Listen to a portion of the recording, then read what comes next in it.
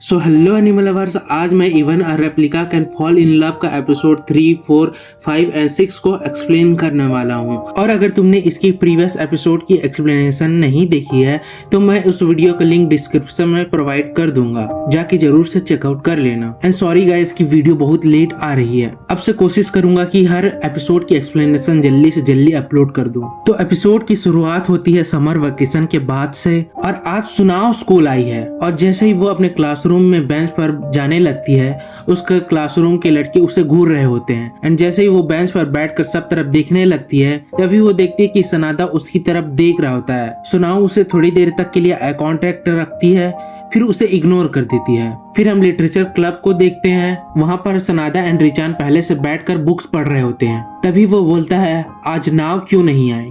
तो रिचान कहती है कि नाव हर दिन क्लब नहीं आती है, वो कभी कभी बस आती है। फिर वो सनादा को सुविनियर देती है जो कि उनकी क्लब इंचार्ज अकाई सेंसेई ने दिया था। तभी उसे अपने और नाव के जू वाले ट्रिप का दिन याद आता है, जब नाव कहती है कि उसे अपनी जिंदगी में इससे ज्यादा मजा पहले कभी नहीं आया था। फिर हमें पता चलता है कि पिछली बार जब नाव एंड सुनाओ की लड़ाई हुई थी, तो उसके बाद सुनाओ ने उसे लगभग 1 महीने बाद समन किया। वो नाव को स्कूल जाने के लिए तैयार होने को बोलती है। रूम से निकलते वक्त वो नोटिस करती है कि सुनाओ ने उसकी और सनादा की जू वाली फोटो को संभाल के रखी है, मतलब उसे फेंकी नहीं थी, जिसके लिए वो सुनाओ को थैंक्स कहती है। घर से निकलते वक्त वो फोटो को देख के काफी खुश होती है एंड स्कूल जाने के लिए वो निकल जाती है। नाव के अंदर अब भी अपने फ्रीडम को लेकर अंदर ही अंदर कॉन्फ्लिक्ट चल रही होती है। फिर हम उसको क्लासरूम में देखते हैं एंड सनादा क्लासरूम में घुसते ही उसकी तरफ आने लगता है। नाव उसको गुड मॉर्निंग ग्रीट करती है एंड जब नाव अपनी हेयर को पोनी टेल में रख रही होती है, तभी सनादा अचानक से कहता है कि तुम सुनाओ नहीं हो। ये सुन के नाव शॉक हो जाती है कि सनादा को कैसे पता चल गया कि वो सुनाओ नहीं है। फिर वो क्लासरूम से भागकर बाहर चली जाती है। सनादा भी उसका पीछा करता है एंड स्कूल के बाहर नाव का हाथ पकड़कर उसे रोक देता है। सनादा पूछता है कि क्या मैंने तुम्हें हर्ट तो नहीं किया? तो वो कहती है कि वो ठीक है। सनादा को लगता है कि वो रो रही थी, तो नाव कहती है कि वो रो नहीं रही थी। वो दोनों बेंच पर बैठते हैं। फिर सनादा बताता है कि मैं भी तुम्हारी ही तरह हूँ। वो कहता है कि वो भी एक रेप्लिका है। फिर नाव कहती है कि उसे पहले से ही सनादा के बिहेवियर में कुछ तो ऑफ लग रहा था। नाव पूछती है कि क्या तुम सच में मुझे लाइक करते हो? तो सनादा कहता है कि मैं सच में तुम्हें लाइक करता हूँ। फिर वो नाव को कहता है कि वो रियल सनादा सुइया नहीं है। ये सुन के नाव को शॉकिंग लगता है। वो भी कहती है कि वो रियल सुनाओ आइकावा नहीं है। वो कहती है वो सुनाओ की रेप्लिका है। तो सनादा पूछता है कि रेप्लिका क्यों? तो नाव कहती है कि सुनाओ सिर्फ उसे अपना एक इमिटेशन मानती है। नाव बताती है कि सुनाओ उसे नाव कहती है। तो सनादा बोलता है कि क्या मैं तुम्हें भी नाव बुला सकता हूँ? तो नाव ठीक है कहती है। फिर वो पूछती है कि मैं तुम्हें किस नाम से बुलाऊं? तो वो कहता है कि तुम मुझे सनादा की जगह आकी बुला सकते हो। दोनों क्लासरूम में जाने लगते हैं। नाव भी मन ही मन हैरान हो रही थी एंड वो बिलीव नहीं कर पा रही थी कि सनादा आकी एक रेप्लिका है। नाव ने भी उसके और रिचान से मिलने तक की पूरी कहानी बताई कि कैसे वो बचपन में नेबर हुआ करते थे, साथ में खेला करते थे। फिर नाव सुनाओ के बारे में बताती है कि कैसे वो लोगों से ज्यादा बात करना पसंद नहीं करती है and even she doesn't like coming to the club. Now पूछती है कि तुम रेप्लिका कब बने? तो वो बताता है कि वो इस साल जून में क्रिएट हुआ था, जब सनादा को हॉस्पिटल से डिस्चार्ज होकर स्कूल जाना था। उसने ये भी बताया कि सनादा अपने घर से निकलता भी नहीं है जब से उसका पैर टूटा था। वो कहता है कि सनादा ठीक तो हो जाएगा अगर वो रिहैब में जाने लगा। आकी को सनादा के बारे में बहुत बुरा लग रहा होता है क्योंकि वो अब बास्केटबॉल नहीं खेल पाएगा। सनादा को तो अब स्कूल भी जाना पसंद नहीं है एंड उसे अपने अंदर खालीसपन महसूस होने लगता है। आकी बताता है कि सनादा को बास्केटबॉल बहुत पसंद था। वो कहता है कि बास्केटबॉल ही ऐसा गेम था जिसमें वो सबसे ज्यादा अच्छा था। लोग उसकी काफी तारीफ करते थे, उसकी स्किल भी अच्छी थी, वो हर दिन प्रैक्टिस भी करता था।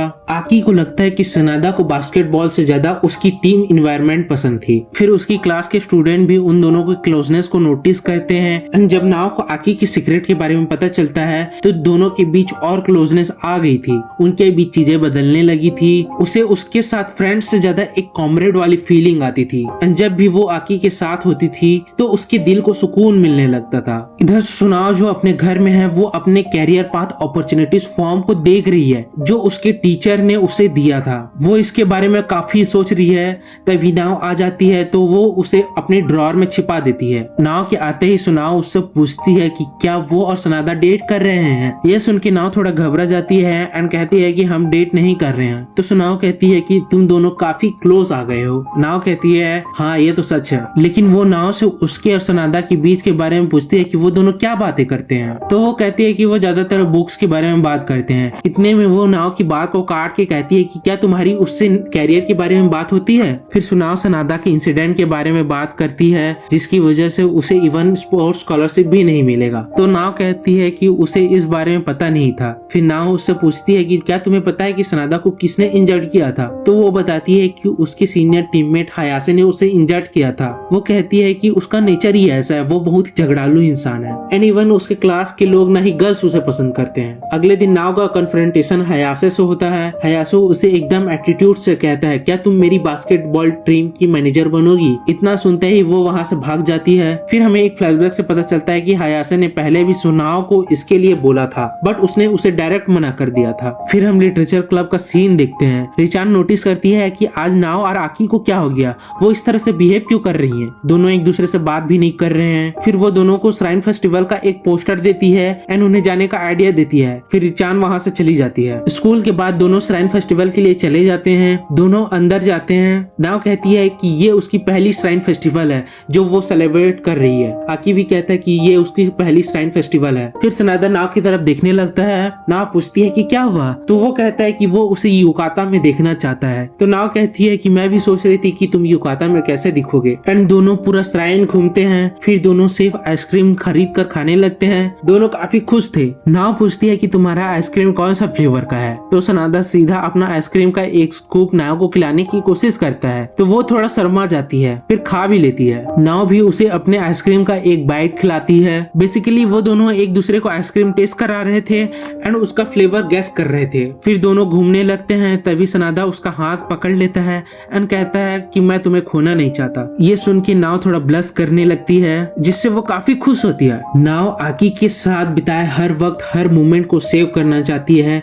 जिसकी वजह से उसने बहुत सारी चीजों को एक्सपीरियंस किया है। फिर दोनों फेस्टिवल के बाद एक ट्री के नीचे बैठ जाते हैं। फिर अचानक आकी बेंच से उठकर उसे कहता है कि यह उनका लास्ट डे है। तो नाव पूछती है कि क्यों। तो वो बताता है कि अब सनादा को रेप्लिका की जरूरत नहीं पड़ेगी। फिर वो एक और चीज बताता है कि सनादा ने उसे अपना रिवेंज लेने के लिए बनाया था, जहाँ ये सुन के नाव काफी शॉक हो जाती है। इसके बाद हमें रियल सनादा की एक बास्केटबॉल मैच की मेमोरी देखते हैं जिसमें सनादा के बास्केट करने पे उसका सीनियर हयासे जो जलस होकर उसे हर्ट कर देता है। ये सब रियल सनादा को दिखाई देता है। वो अपना पैर चेक करता है जो हर्ट कर रहा होता है एंड तभी वो आकी को समन करके कहता है कि उसे उसकी हेल्प चाहिए। ये मेमोरी बेसिकली सनादा की डिस्चार्ज होने के बाद की मेमोरी थी। फिर हमें प्रेजेंट का सीन दिखाया जाता है वही श्राइन फेस्टिवल में, जब आकी नाव से कहता है कि ये उनका लास्ट डे है जब वो दोनों एक साथ मिलेंगे। नाव सुन के थोड़ा हैरान होकर पूछती है कि क्यों। तो आकी कहता है कि सनादा ने उसे रिवेंज के लिए क्रिएट किया था। रिवेंज सुन के नाव थोड़ा हैरान होती है एंड आकी कहता है कि मुझे हयासो को बहला फुसला कर इतना मारना है कि वो कभी ठीक ही ना हो सके। नाव कहती है कि तुम ये क्या बोल रहे हो। आकी कहता है कि वो उसका रिवेंज अगले मंडे लेगा। तभी नाव उसके अगेंस्ट होके कहती है कि तुम उसका रिवेंज क्यों ले रहे हो, वो खुद भी तो ले सकता है। वो कहती है कि वो जानती है हयासो सनपाई ने जो सनादा के साथ किया वो बहुत ही हॉरिबल था बट उन्हें अपना रिवेंज खुद लेना चाहिए। तुम उसका बर्डन क्यों कैरी कर रहे हो। फिर नाव काफी ज्यादा रोने लगती है। वो आकी के हाथ को पकड़ के कहती है कि तुम्हारे हाथ कितने कोमल हैं, ये किसी को हर्ट करने के लिए नहीं है। तो आकी कहता है कि वो यहाँ इसलिए है क्योंकि सनादा को उसकी हेल्प चाहिए। तो नाव कहती है कि वो यहाँ इसलिए है ताकि वो दोनों एक दूसरे से मिल सके, वो दोनों जू जा सके, वो दोनों अम्यूजमेंट पार्क जा सके। आकी कहता है कि उसे अभी तक ये रियलाइज नहीं हुआ था। नाव कहती है कि वो उसके साथ अगले साल फिर से फायरवर्क फेस्टिवल में जाना चाहती है। ऑल्दो नाव डजंट केयर कि वो कहाँ जाए but she wants him to smile beside her. फिर आकी कहता है कि तुम सही हो, मैं भी उसे मार के हर्ट नहीं करना चाहता। फिर वो सनादा को कॉल लगाता है एंड उसे माफी मांगते हुए कहता है कि वो उसका रिवेंज प्लान में उसका साथ नहीं दे सकता।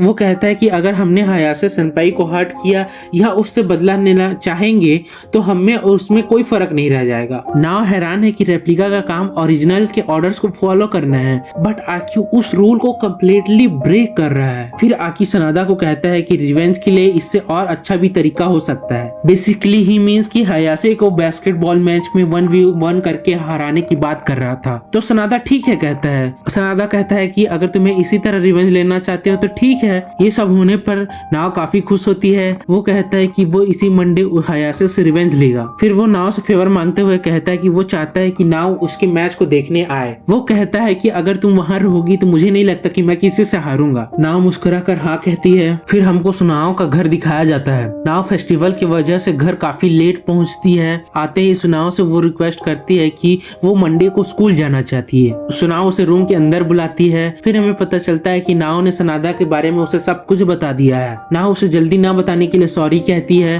तो सुनाओ कहती है कि कोई बात नहीं। वो नाओ को मंडे स्कूल जाने के लिए अलाउ कर देती है, बट बदले में वो उसके लिए कुछ करने को कहती है। तो नाओ कहती है कि तुम जो चाहो मैं करने के लिए तैयार हूँ। तो सुनाओ कहती है कि वो भी सनादा को हयासे से रिवेंज लेते हुए देखना चाहती है। ये सुन के नाओ भी थोड़ा हैरान होती है। फिर हम हयासे को देखते हैं एंड उसे सनादा का 1v1 बास्केटबॉल मैच का मैसेज आता है, जिसे देख के वो काफी चिढ़ जाता है और गुस्सा होने लगता है। फिर उसकी मेमोरी दिखाई जाती है कि कैसे उसकी और सनादा की लड़ाई हुई थी, जिसमें उसने सनादा को सीढ़ियों से धक्का देकर उसे हर्ट किया था और उसका एंकल तोड़ दिया था। फिर हमें फाइनली मंडे का दिन दिखाया जाता है। बास्केटबॉल कोर्ट में स्टूडेंट्स हयासे की सनादा को हर्ट करने की बात कर रहे थे। नाव एंड रिचान भी वहां आ चुकी हैं। नाव रिचान को मैच रिकॉर्ड करने के लिए कहती है। तभी हयासे एकदम से एटीट्यूड से कोर्ट में आने लगता है। दोनों आकी एंड हयासे का फेस टू फेस कन्फ्रंटेशन होता है। रिचान उसे रिकॉर्ड कर रही होती है। आकी उसे 1v1 मैच के लिए थैंक्स बोलता है। आकी कहता है कि अगर मैं मैच जीता तो तुम्हें मुझसे माफी मांगनी पड़ेगी मेरा एंकल तोड़ने के लिए, एंड अगर मैं हारा तो तुम मेरा दूसरा एंकल भी तोड़ देना। फिर आकी उसे मैच के रूल्स बताता है एंड वो कहता है कि जो भी पहले बास्केट करेगा वो जीत जाएगा। सनादा कहता है कि वो डिफेंड करेगा एंड मैच शुरू हो जाता है। हयासे आकी के डिफेंस को ब्रेक करने लगता है।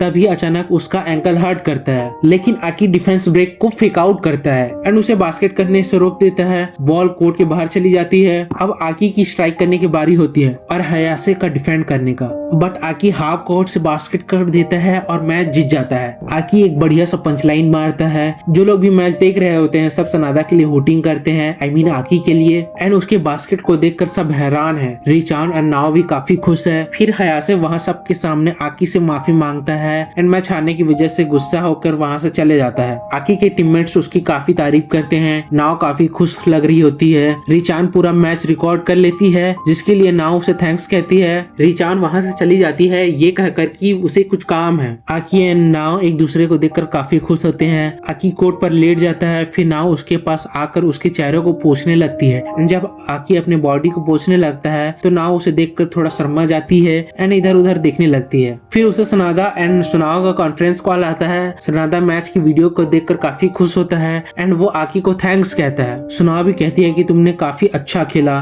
फिर सनादा कहता है कि अच्छा हुआ तुम्हें दर्द नहीं होता है, जिसकी वजह से ये तुम्हें मैच में काफी हेल्प किया। फिर नाओ आकी को सॉरी कहते हुए उसका एंकल जोर से दबा देती है, जो आकी को काफी ज्यादा पेन करने लगता है। ये सब सनादा एंड सुनाओ सुन के शॉक हो जाते हैं। फिर नाओ दुखी होकर चिल्लाकर कहती है कि ऑफ कोर्स एंकल में दर्द होता है, उसके एंकल में दर्द था फिर भी वो तुम्हारे लिए हयासे से 1v1 मैच किया। फिर सुनाओ नाओ से पूछती है कि क्या तुम्हें भी पेन फील होता है। फिर नाओ कहती है कि जब तुम्हारा हेड पेन करता है, स्टमक पेन करता है तो मुझे भी पेन फील होती है, बट मैं तुम्हें ये कैसे बताती, मैं तुम्हारे काम आना चाहती थी, तुम्हारी हेल्प करना चाहती थी। तभी आकी कॉल में इंटरप्ट करके कहता है कि तुम दोनों ओरिजिनल बात करो, ये कहकर फोन काट देता है। तो नाओ कहती है कि वो दोनों क्या बात करेंगे। तो सनादा कहता है कि हो सकता है कि वो नाओ से पूछे कि वो रेप्लिका को कैसे हैंडल करती है। वो बताता है कि सनादा ने उसे आज तक डिसअपीयर नहीं किया। सनादा नाओ को थैंक्स भी कहता है। फिर हम सुनाओ एंड सनादा को फोन कॉल पे देखते हैं। सनादा कहता है कि even though that replica is me but it's like he has what I don't have. सुनाओ ये कहती है कि मैं भी ये चीज रिलेट कर सकती हूँ एंड वो सनादा के लिए खुश है कि वो फाइनली हयासे से अपना रिवेंज ले पाया। फिर हम लिटरेचर क्लब को देखते हैं। रिचान उन दोनों को बताती है कि उसने अपने नोवेल की फर्स्ट ड्राफ्ट को फिनिश कर लिया है। दोनों उसे कंग्रेचुलेट करते हैं, जिसके लिए रिचान उन्हें थैंक्स कहती है। स्कूल खत्म होने के बाद दोनों स्टेशन के लिए निकल जाते हैं। दोनों बस में जाते हैं। सनादा बहुत थक जाता है एंड नाउ कहती है कि तुम मेरे ऊपर लीन कर सकते हो। फिर अब उसे कहती है कि अब उसके साथ क्या होगा। तो सनादा कहता है कि अब सनादा उसे इरेज कर देगा क्योंकि वो अब हील करने लगा है एंड इवेंचुअली वो इस पॉइंट पर आ जाएगा जब उसे उसकी जरूरत नहीं होगी। सुनाओ ये सुन के थोड़ा पैनिक हो जाती है। दोनों मेट्रो पहुंचते हैं एंड जब वो दोनों एक दूसरे से बात कर रहे होते हैं तभी पीछे से आकी को कोई धक्का दे देता है, लेकिन नाव उससे बचाने के चक्कर में खुद गिर जाती है एंड मेट्रो से टकरा जाती है। नाव मेट्रो से टकराते ही डिसअपीयर हो जाती है। ये देखते ही आकी बहुत ज्यादा डर जाता है। फिर वो नाव का बैग लेके भागते भागते सुनाओ के घर जाने लगता है। स्टेशन के बाहर निकलते वक्त सुनाओ को वो कॉल करता है एंड रोते हुए कहता है कि नाव माइट बी डेड। एंड इधर दूसरी तरफ सुनाओ नाव को समन करती है। फिर कहती है कि थैंक गॉड तुम जिंदा हो। ये सुनते ही नाव को याद आ जाता है कि उसके साथ मेट्रो स्टेशन पे क्या हुआ था, जिसके याद आते ही वो काफी ज्यादा घबरा जाती है और काफी डर गई थी। इधर आकी भी वहाँ आ जाता है और वो नाव को सही सलामत देखकर उसे गले लगा लेता है एंड उसे देखकर काफी रिलीफ फील होता है एंड वो नाव से माफी मांगते हुए कहता है कि मुझे माफ करना कि मैंने तुम्हें वहाँ नहीं बचा पाया। सो नाव कहती है कि तुम्हें किसी ने धक्का दिया था, बट वो कौन था? आकी को याद नहीं था। हालांकि नाव को अपने मेमोरी के थ्रू पता चल जाता है कि हयासे ने उसे धक्का दिया था, बट वो किसी को नहीं बताती है। नाव कहती है कि अब सब ठीक है तो तुम्हें इसकी टेंशन लेने की कोई जरूरत नहीं है। सो नाव कहती है कि अब तुम्हें घर जाना चाहिए क्योंकि उसकी मॉम अब घर आने वाली है। आकी वहाँ से चला जाता है। नाव सुनाव से माफी मांगते हुए कहती है कि मुझे माफ करना कि मैंने तुम्हारी यूनिफॉर्म और बाकी चीजें खो दी। तो सुनाव कहती है कि तुम उसकी चिंता मत करो, मैं मॉम के सामने कुछ बहाना बना लूंगी। एंड हम देखते हैं कि सुनाव एंड नाव की रिलेशनशिप अच्छी होने लग रही है। सुनाव जो उसको एक रेप्लिका की तरह मानती थी, अब वो उसकी केयर करने लगी है, उसकी फिक्र करने लगी है। She is happy and laughing when she talks to her and that jealousy feeling of her is long gone from her. That kind of makes me happy. The way she thanks her for everything was damn I love that scene. फिर हम देखते हैं कि नाव एक dream देखती है जिसमें वो और सुनाव एक ही क्लासरूम में है। सुनाव उसे स्नैक्स खिला रही है, उससे प्रॉमिस मांगती है कि हम दोनों हमेशा एक साथ रहेंगे और ये कहकर कि जब हम बड़े हो जाएंगे तो हम एक साथ काम करेंगे, एक साथ खेलेंगे, एक साथ बुढ़ी हो जाएंगे। एंड दोनों काफी खुश है। फिर अचानक से नाव की नींद खुल जाती है। फिर वो खुद से कहती है कि हमेशा से मुझे उस तरह की लाइफ चाहिए थी जहाँ वो दोनों एक साथ रहें। फिर सुबह उठकर तैयार होकर वो स्कूल के लिए निकल जाती है। क्लासरूम में सभी स्टूडेंट एक दूसरे से बात कर रहे हैं एंड आकी नोटिस करता है कि नाव आज काफी खोई खोई सी है एंड उदास दिख रही है। इधर क्लास के बाहर हयासे फोन चला रहा होता है, तभी नाव उसके पास आ जाती है। वो नाव को देखकर काफी डर जाता है एंड फ्लोर पर गिर जाता है। नाव उसके पास आके कहती है कि थैंक यू मेरा मर्डर करने के लिए। हयासे का अभी भी फटा पड़ा है, वो नाव को जिंदा देखकर काफी डरा हुआ है। फिर नाव उसको धमकी देते हुए कहती है कि अगर तुम्हारी वजह से उसकी जिंदगी चली जाती तो मैं तुम्हारा मर्डर कर देती। इतना सुनते ही वो वहाँ से भाग जाता है। नाव को लगता है कि अब हयासे आकी या सनादो को कभी परेशान नहीं करेगा। फिर लिटरेचर क्लब में हम पहुँचते हैं। आकी अब नोटिस करता है कि नाव उसे इग्नोर कर रही है, ना ही उससे बात कर रही है। फिर हमारी प्यारी रिचान वहाँ पहुँच जाती है। नाव एंड रिचान नोवेल की बातें करते हैं एंड काफी खुश होते हैं। फिर थोड़ी देर बाद आकी नाव से कहता है कि हम दोनों बात कर सकते हैं, तो नाव उसकी बात को पूरी तरह से इग्नोर कर देती है एंड नाव तुरंत लाइब्रेरी जाने का बहाना बनाकर वहां से चली जाती है एंड कहती है कि वो उसके बाद सीधा घर चली जाएगी। नाव घर पहुंचते ही बैग छोड़कर वहां से बीच चली जाती है एंड बैठ के आसमान को देख रही होती है। एंड उधर आकी लाइब्रेरी में नाव को ढूंढ रहा होता है। इधर रात हो गई है एंड नाव बीच में थी और उसके अंदर अब भी अपने एक्सिस्टेंस को लेकर सवाल चल रहे होते हैं। वो पानी में जाने लगती है, वो और भी अंदर चली जा रही थी, लगभग आधी डूब चुकी थी। फिर अचानक से आकी उसका नाम लेता है। वो उसके पास जाने की कोशिश करता है। फिर वो उसको रोक कर पूछता है कि तुम उधर क्या कर रही हो। फिर वो नाव के हाथ को पकड़कर उसे वहां से बाहर लाने की कोशिश करता है,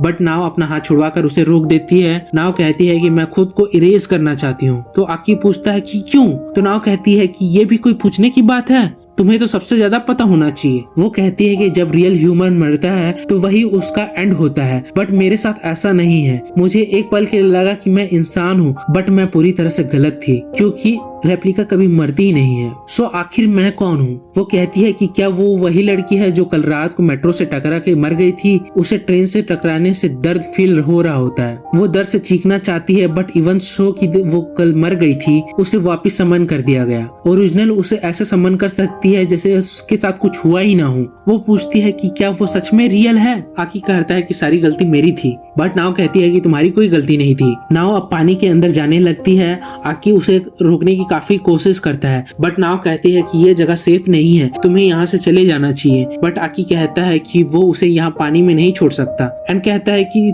तुमने मुझे कन्विंस किया था कि मैं कभी गिव अप ना करूं, बट तुम यहाँ ऐसे कैसे कर सकती हो? आकी कहता है कि मैं सनादा से हाथ जोड़कर कहूंगा, मैं उससे भीख मांगूंगा कि मुझे इरेज ना करे। मैं हर वो कोशिश करूंगा जिंदा रहने के लिए। मैं तुम्हारे साथ रहना चाहता हूँ। वो नाव से कहता है कि वो उसे छोड़कर ना जाए एंड उसे एक साथ रहने की बात करता है। फिर आकी उसे कन्फेस करके आई लव यू कहता है। नाव एंड आकी एक दूसरे को पकड़ लेते हैं। आकी उसकी आंखों में नमी देखता है। फिर तभी पीछे से एक बड़ी लहर उनको डुबा देती है। उस उस मोमेंट पर नाओ को रियलाइज होता है कि वो मरना नहीं चाहती है। आकी उसे बचा के बीच के बाहर ले आता है। आकी पूछता है कि तुम ठीक तो हो ना? तो वो कहती है कि वो ठीक नहीं है। वो कहती है कि उसके पास कुछ नहीं है, इवन हर नेम, जो कि वो भी सुनाओ से ही बना है। ना ही उसके पास घर है, फैमिली है, स्टूडेंट आईडी, बाइक, कुछ भी नहीं है। वो कहती है कि उसके पास कुछ नहीं है। वो कहती है कि वो बस एक एम्प्टी वॉइड है। बट आकी कहता है कि तुम्हारे पास मैं हूँ। ये सुन के नाव ब्लश करने लगती है। आकी कहता है कि क्या इतना काफी नहीं है? नाव ब्लश करते हुए कहती है कि वो काफी है।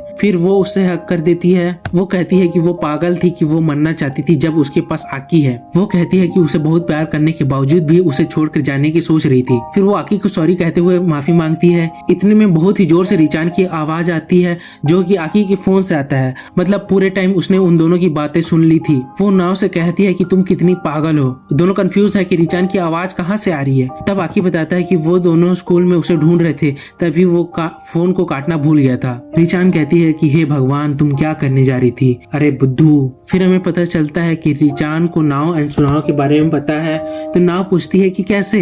तो वो कहती है कि ये ऑब्वियस सी बात है, क्योंकि तुम दोनों एक दूसरे से काफी अलग हो। बट वो सनादा के बारे में नहीं जानती थी। नाव रिचान से माफी मांगते हुए कहती है कि मुझे माफ करना है, मेरी वजह से तुम्हें इतनी फिक्र करनी पड़ी। रिचान पूछती है कि वो क्या करेगी। वो कहती है कि अगर तुम घर नहीं जाना चाहती तो तुम मेरे घर आ जाओ। लेकिन नाव कहती है कि इसकी कोई जरूरत नहीं है, मैं सुनाओ के घर ही जा रही हूँ। रिचान कहती है कि हम तीनों को एक दिन एक साथ पार्टी करनी चाहिए। तो नाव पूछती है कि आकी का क्या होगा। तो रिचान कहती है कि तुम सीरियसली लड़कियों की पार्टी में अपने बॉयफ्रेंड को बुलाना चाहती हो? नाव बॉयफ्रेंड सुनते ही थोड़ा शॉक हो जाती है। तो आकी पूछता है कि मैं तुम्हारा बॉयफ्रेंड तो हूँ ना? तो नाव कहती है कि हाँ। फिर हम रिचान, नाव और आकी को बाहर देखते हैं, जो वीकेंड पे घूमने आए थे। रिचान उन्हें एक साथ देखकर काफी खुश होती है एंड कहती है कि मुझे अब चलना चाहिए। नाव कहती है कि बट हमने तो एक साथ घूमने का प्लान बनाया था। तो रिचान कहती है कि तुम दोनों तो ऐसे दिख रहे हो कि तुम दोनों डेट के लिए तैयार हुए हो, तो मैं बीच में बेफजूल क्यों आऊं? फिर वो वहां से चली जाती है। नाव रिचान के साथ हैंग आउट करना चाहती थी। ये देख के आकी भी थोड़ा जेलस फील करता है।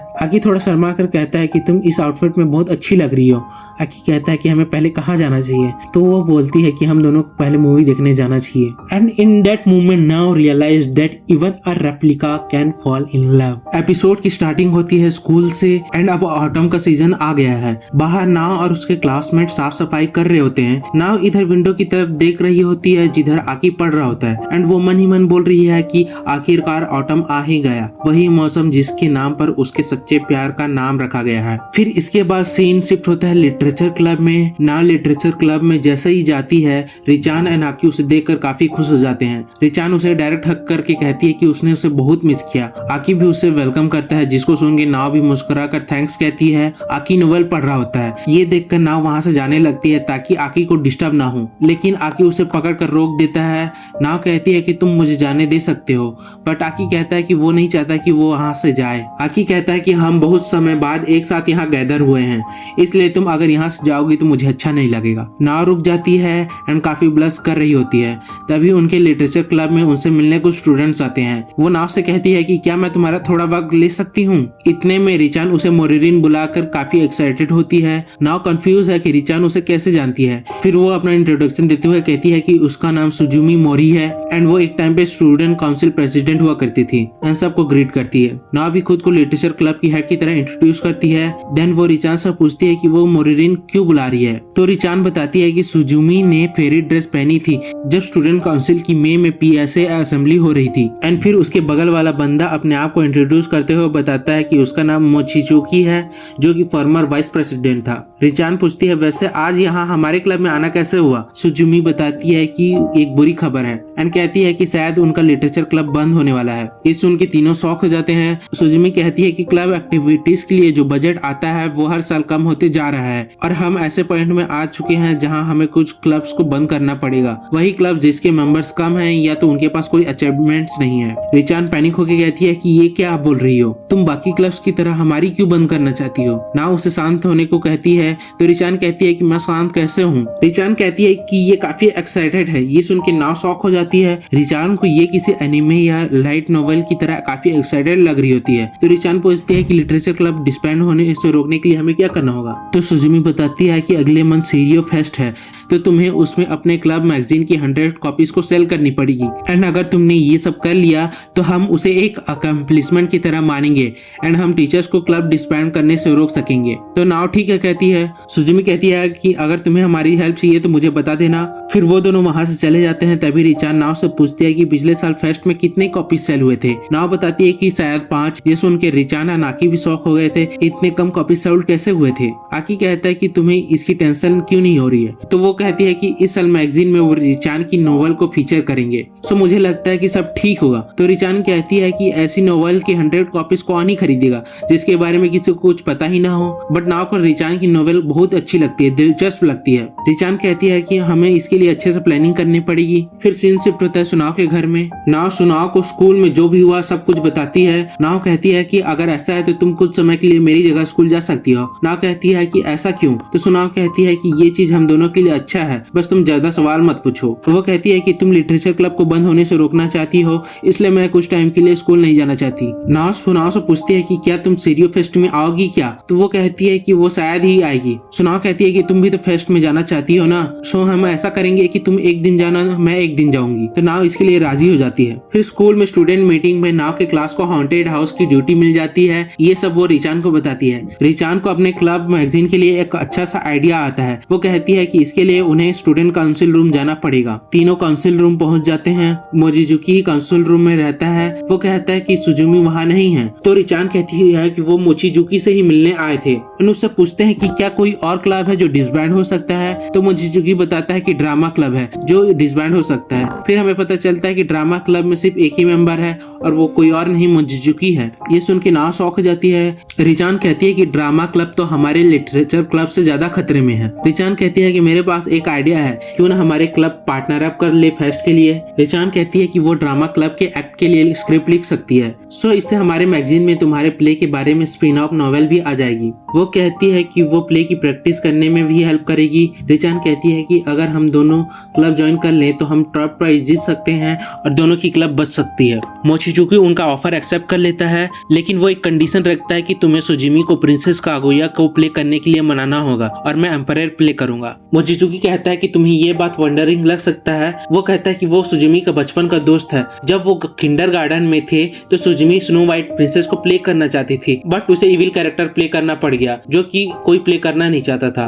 तब उसने सुजुमी को प्रॉमिस किया था कि एक दिन सुजुमी एक प्रिंसेस को प्ले करेगी एंड वो प्रिंस को। नाव को ये चीज काफी अच्छी लगती है। मोचिजुकी बताता है कि ये उनका लास्ट चांस है क्योंकि वो दोनों अलग अलग कॉलेज में चले जाएंगे। नाव उसकी हेल्प के लिए रेडी हो जाती है, जिसके लिए वो उन्हें थैंक्स भी कहता है। आकी कहता है कि मैं ग्रैंड डैड को प्ले करना चाहता हूँ। आकी नाव से पूछता है कि क्या तुम ग्रैंड माँ को प्ले करना चाहोगी। तो नाव हाँ कहती है। तीनों काउंसिल रूम से चले जाते हैं। नाव रिचान की तारीफ करते हुए कहती है कि तुम तो जीनियस हो। तो वो कहती है कि तुम्हें आकी सेंसेई को थैंक यू करना चाहिए। फिर आकी बताता है कि बास्केटबॉल टीम में एक बंदा था जिसने बताया कि मोचिजुकी ड्रामा क्लब में है, तब उसे ड्रामा क्लब के बारे में इतना कुछ पता है, बट रिचान ने ये सब प्लान किया था। सुनाव कहती है कि तुम्हें मुझे भी अपने प्लान के बारे में बताना चाहिए था।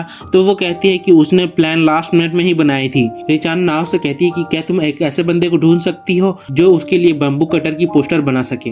नाव स्कूल से जाते वक्त आकी से पूछती है कि क्या मैं एक्टिंग कर पाऊंगी, मैंने कभी पहले एक्टिंग नहीं की। आकी कहता है कि अगर मैं रहता तो मैं ऐसा नहीं कहता, क्योंकि हम दोनों तो पहले से ही एक्टिंग कर रहे हैं। तुम सुनाव को एक्टिंग कर रही हो, मैं तो सनादा को एक्टिंग प्ले कर रहा हूँ। नाव कहती है कि तुम्हारी बात पे पॉइंट तो है। नाव आकी को बताता है कि कुछ टाइम के लिए वो स्कूल आएगी। फिर तभी ऊपर से बहुत सारे पेपर्स गिरते हैं जिसमें लिखा होता है there is a doppelganger at the school. इसका मतलब है कि कोई स्कूल में बहरूपिया है। आकी कहता है कि अच्छा होगा कि ये सब तुम इग्नोर करो। क्लास में नाव सुनती है कि उसके क्लास के लोग एक दूसरे को डोपेलगैंगर कह रहे हैं। ये सुन के नाव को काफी ज्यादा डर लग रहा होता है। फिर वो आर्ट रूम में जाती है क्योंकि उनकी पेन खत्म हो रही थी। वहाँ की पेंटिंग उसे काफी अच्छी लगती है। फिर सुजुमी वहाँ आके बताती है कि उसने ये सब ड्रॉ किया है। फिर वो बताती है कि स्कूल वाले इसे आर्ट कॉन्टेस्ट के लिए भेजेंगे। सुजुमी ने अपने ग्रैंड पेरेंट की फील्ड की पेंटिंग बनाई थी जो नाव को काफी अच्छी लगती है। वो उसकी काफी तारीफ करती है। नाव उससे पूछती है कि क्या वो उनके क्लब मैगजीन के लिए पोस्टर बना सकती है। सुजुमी हाँ कहती है, जिसके लिए वो सुजुमी को थैंक्स कहती है। सुजुमी पूछती है कि कि उसे क्या बनाना होगा। तो वो कहती है कि अ टेल ऑफ बैम्बू कटर। तो सुजुमी पूछती है कि तुम्हारी मैगजीन किस बारे में है।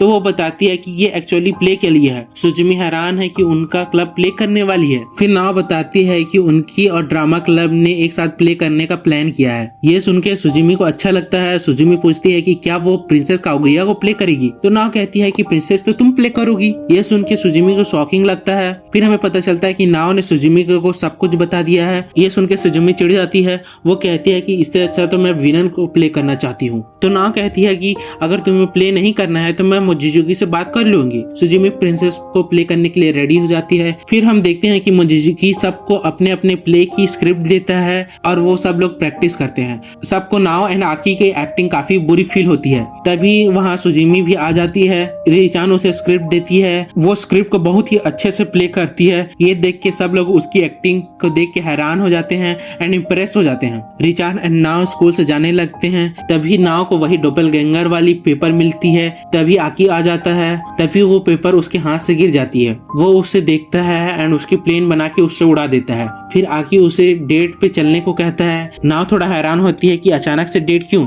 दोनों एक्वेरियम जाते हैं। दोनों एक साथ घूमते हैं। फिर जाते वक्त वो नाओ के हाथ को पकड़ के कहता है कि उसे खुशी है कि नाओ प्रिंसेस को प्ले नहीं कर रही है। आकी कहता है I don't want you to go to the moon right after trying to turn into sea form। नाव कहती है कि वो ऐसा दोबारा नहीं करेगी एंड इन द एंड वो कहता है I will be there with you। ये सुन के नाव काफी ज्यादा ब्लश करती है एंड एपिसोड वहीं एंड हो जाती है। बाकी तुम्हें एक्सप्लेनेशन कैसी लगी कमेंट्स में मेरे को जरूर से बताना एंड मैं ट्राई करूंगा कि जल्दी से जल्दी वीडियो आए। सो catch you in the next video.